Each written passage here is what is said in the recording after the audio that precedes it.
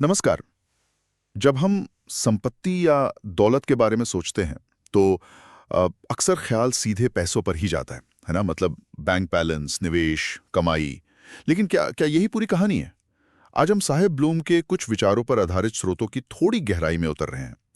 वो संपत्ति के 5 अलग-अलग प्रकारों की बात करते हैं और यकीन मानिए, ये सिर्फ नोटों की गिनती से कहीं-कहीं ज्यादा है। हमारा मकसद है इन स्रोतों से ये समझना कि असल मायने में अमीर होने का मतलब क्या है और ये 5 आयाम कौन से हैं जो मिलकर सच्ची समृद्धि बनाते हैं। तो चलिए इस सोच को जरा खोलते हैं। जी, और ये नज़रिया इसलिए भी महत्वपूर्ण हो जाता है क्योंकि आजकल की भागदौड़ वाली जिंदगी में ना हम अक्सर दौलत को बहुत सीमित नज़रिए से देखने लगते हैं। ये हमें याद दिलाता है कि जीवन की जो गुणवत्ता है वो सिर्फ आर्थिक पैमाने पर नहीं मापी जा सकती। बिल्कुल। तो शुरुआत सबसे जाने पहचाने प्रकार से करते हैं। आर्थिक संपत्ति मतलब फाइनेंशियल वेल्थ।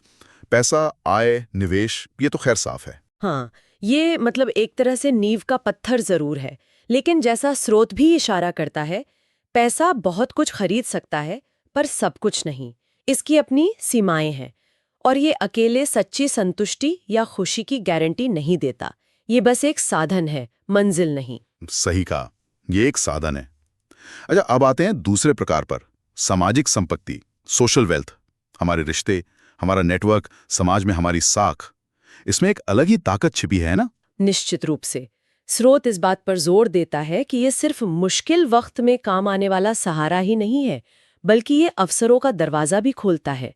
सोचिए जरा, कोई नई नौकरी की जानकारी या कोई बिजनेस पार्टनरशिप या कोई अच्छी सलाह, ये अक्सर मजबूत सामाजिक रिश्तों से ही मुमकिन हो पाता है। ऐसी चीजें जो शायद पैसों से भी ना खरीदी जा सके। ये बहुत दिलचस्प है। तो पैसा हो गया, लोग हो गए, लेकिन एक और कीमती चीज है जिसकी अक्सर कमी महसूस होती है, वक्त। यहीं पर आता है तीसरा प्रकार, समय की संपत्ति, टाइम वेल्थ। हाँ, और स्रोत इसे असली आजादी से जोड़ता है।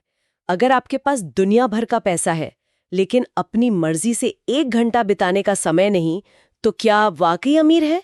अपने समय पर नियंत्रण होना, ये चुन पाना कि आप अपना दिन कैसे बिताना चाहते हैं, ये सीधे सीधे जीवन की गुणवत्ता तय करता है। सोचिए जरा, अपनी मर्जी से सुबह जागना या बच्चों के साथ बिना किसी जंदी के वक्त बिताना, ये सच में अमीरी है। अच्छा, अब उस नींव की बात करते हैं जिस पर बाकी सब टिका है शायद। चौथा प्रकार, शारीरिक संपत्ति, फिजिकल वेल्थ। हाँ, जिसे हम अक्सर हल्के में ले लेते हैं। हेल्थ इज वेल्थ, ये सिर्फ कहावत नहीं है। स्रोत बताता है कि अच्छा स्वास्थ्य हमें सिर्फ लंबी उम्र नहीं देता, बल्कि यह हमें ऊर्जा देता है, आत्मविश्वास देता है और जीवन का भरपूर आनंद लेने की क्षमता देता है। बिना अच्छी सेहत के बाकी दौलत का क्या मोल? वो विरोधाभास याद है ना? खूब पैसा पर सेहत नहीं, तो क्या उसका आनंद उठा पाएंगे? बिल्कुल नहीं उठा पाएंगे, सही बात है। और अब आते हैं 5वें और शायद सबसे कम समझे जाने वाले प्रकार पर, मानसिक संपत्ति, मेंटल वेल्थ। मन की शांति, सोचने समझने की स्पष्टता, जीवन में एक उद्देश्य का एहसास। ये शायद सबसे बुनियादी है। स्रोत में एक बहुत अच्छी बात कही गई है, आपके विचार आपकी दुनिया बनाते हैं। अपने मन की किले की तरह रक्षा करें। मानसिक स्पष्टता और भावनात्मक स्थिरता ही हमें सही निर्णय लेने, चुनौतियों का सामना करने और बाकी सभी प्रकार की संपत्ति का सही मायने में आनंद लेने की क्षमता देती है। एक बेचैन या उलझा हुआ मन वो बाकी सब कुछ फीका कर सकता है। तो इन 5 को एक साथ देखें, आर्थिक, सामाजिक, समय, शारीरिक और मानसिक संपत्ति, तो असली दौलत की तस्वीर कुछ अलग ही नजर आती है ना? बिल्कुल। स्रोतों का सार यही है कि सच्ची समृद्धि इन 5 के संतुलन में है। आर्थिक स्थिरता जरूरी है, हाँ, पर उतने ही जरूरी है मजबूत रिश्ते, अपने समय पर काबू, अच्छी सेहत और मन की शांति। जैसा कहा भी गया है, ट्रू वेल्थ इज बैलेंस। किसी एक के पीछे भागते हुए बाकी को नजरअंदाज करना, ये लंबे समय में नुकसानदेह हो सकता है। ये वाकई हमें अपने जीवन को और अपने प्राथमिकताओं को एक नए नजरिए से देखने पर मजबूर करता है। मतलब सिर्फ बैंक बैलेंस से आगे बढ़कर सोचने पर। जी, और जाते जाते श्रोताओं के लिए एक सवाल छोड़ जाते हैं सोचने के लिए।